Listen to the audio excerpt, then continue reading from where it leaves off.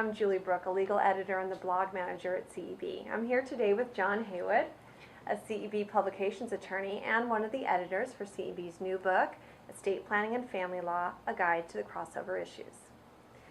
Hi, Jon. Hi, Julie. Estate planning and family law are very different disciplines, and generally family law attorneys and estate planning attorneys, they don't intersect. So I'm wondering what the need is for a crossover book between these two areas.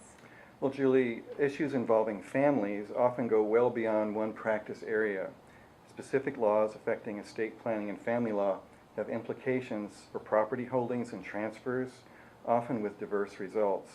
Some family law issues with potential estate planning consequences include the requirements for a valid premarital agreement, identifying separate versus community property, the effect of bifurcating a divorce case to just terminate the marital status, family code requirements for the transmutation of property, and fiduciary duties of spouses and domestic partners.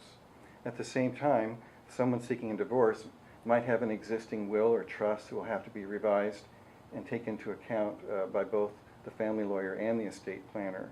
Those are just some of the crossover issues we cover. Now, with these crossover issues, we know that family law attorneys don't have expertise in estate planning in general and vice versa, and there's terms of art and specific sort of language to each of these areas. So how are you able to bridge that sort of gap in knowledge and harness the expertise that each attorney does have in their own area in terms of crossover? Well, Julie, the new book explains the concepts that estate planning lawyers and family lawyers might only vaguely remember from law school. It's written so that both the legal and practical implications of a topic are clear, even for new attorneys, and from the viewpoints of both estate planners and family lawyers. It's really important that attorneys understand where those hidden crossover issues are. For example, family lawyers might know from the family code they can include terms in a premarital agreement relating to the death of a spouse, but they might not fully grasp the estate planning consequences. An estate planner might be asked by a client who's filed for divorce whether they can transfer certain property, but the estate planner might be unaware that there are orders called ATROs, or automatic temporary restraining orders, that restrict certain types of transfers during divorce. Or if a divorce judgment is final, the estate planner might not realize that there were planning documents made during marriage that are automatically revoked. So in addition, there also are crossover issues involving retirement benefits and such, and they might be something beyond the ken of both the estate planner and the family lawyer. So we cover all those issues.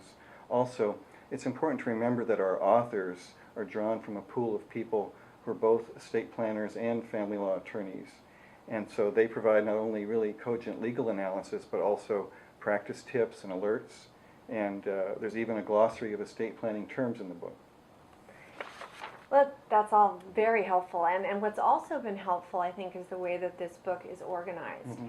And that it's organized going through a person's marital or other family relationships, starting from a premarital agreement going all the way through the death of a spouse or domestic partner.